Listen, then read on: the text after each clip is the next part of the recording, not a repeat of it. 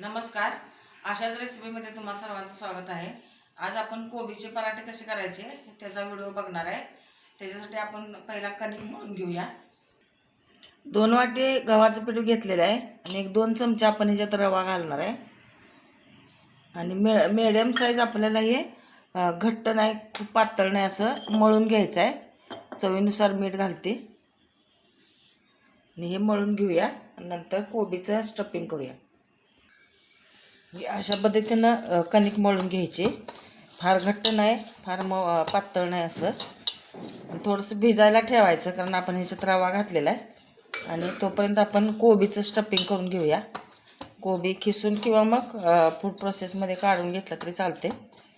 आता मी एक 10 मिनटं झाकून ठेवते. कोबी खिसून घ्यायचा आहे बारीक.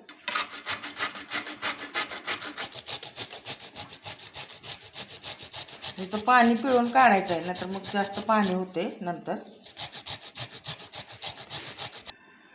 कोबी खिसून घेतलेला आहे. आता हे घट्ट पिळून घ्यायचं आहे. यातलं पाणी काढायचं आहे आपल्याला.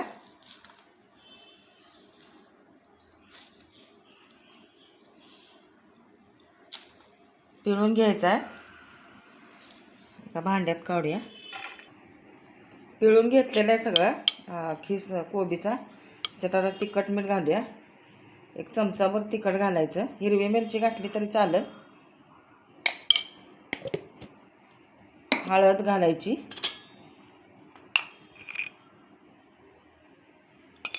हिंग,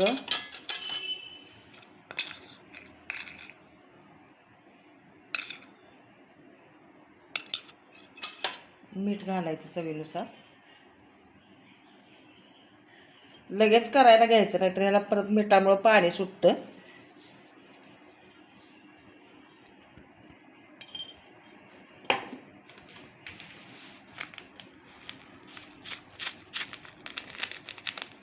चिली फ्लेक्स घालते मी थोडं.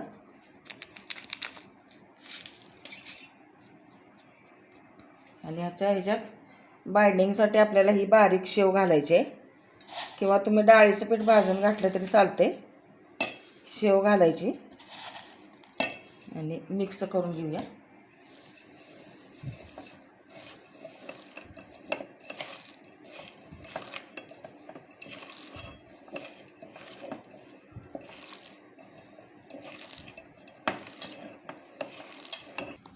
हे पीठ आपलं भिजलेलं आहे. 10 मिनटं झाल्यात आणि स्टफिंग पण झालेलं आहे. आता आपण पराठे लाटून घेऊया.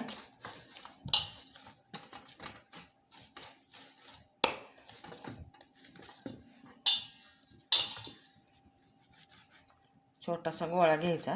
थोडंसं पीठ लावायचं हाताला.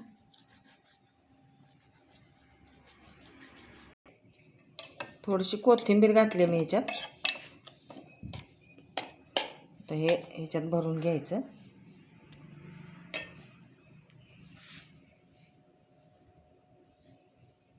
असं गोल वाटी करत करत भरायचं. शेव घातल्यामुळं बाइंडिंग येते म्हणून त्याला शेव घालायची त्यात. किंवा मग फुटाण्याची डाळ बारीक करून घातली तरी चालते किंवा डाळीचं पीठ भाजून घातलं तरी चालते. असा गोळा करून घ्यायचा. थोडंसं पीठ लावायचं आणि लाटून घ्यायचं.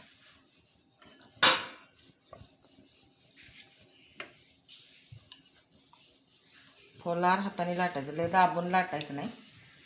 हे अशा पद्धतीने लाटायचं. हे सॉस बरोबर छान लागते किंवा मग दह्याबरोबर पण चांगलं लागते.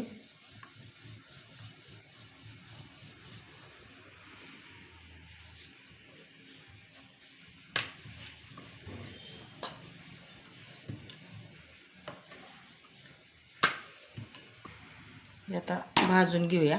तवा तापायला ठेवला. एका बाजूला चांगलं भाजून घ्यायचं आणि मग पलटायचं.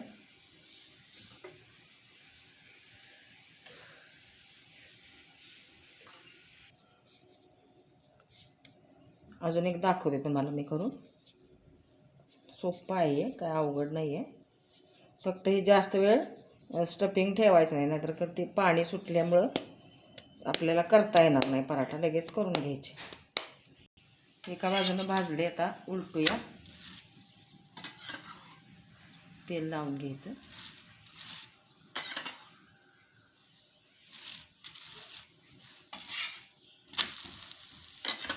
खरपूस भाजून घ्यायचे खमंग.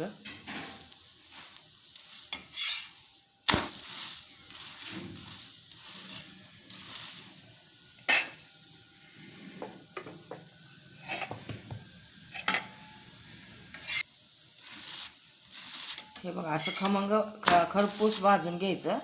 तर मी काढून घेते आणि दुसरा टाकते त्याच्यामध्ये. अशा पद्धतीने मी करून घेते सगळे पराठे. पराठे आपले आता तयार झालेले आहेत बघा. हे तुम्ही दह्याबरोबर पण खाऊ शकता किंवा सॉसबरोबर पण खाऊ शकता. स्टफिंग व्यवस्थित हे झालेलं, बाहेर पण आलेलं नाही आहे. छान झालेलं आहे मग एकदम. हो असं नुसतं जरी खाल्लं तरी काय, ह्याच्या दह्याची वगैरे गरज नाही. नुसतं जरी खाल्लं तरी चालते. अशा पद्धतीने तुम्ही कोबीचे पराठे करून बघा. व्हिडिओ आवडला तर लाईक करा, शेअर करा, सबस्क्राईब करा. बेल आयकॉन दाबायला विसरू नका. परत भेटूया असाच एखाद्या छानशा व्हिडिओ बरोबर. तोपर्यंत धन्यवाद.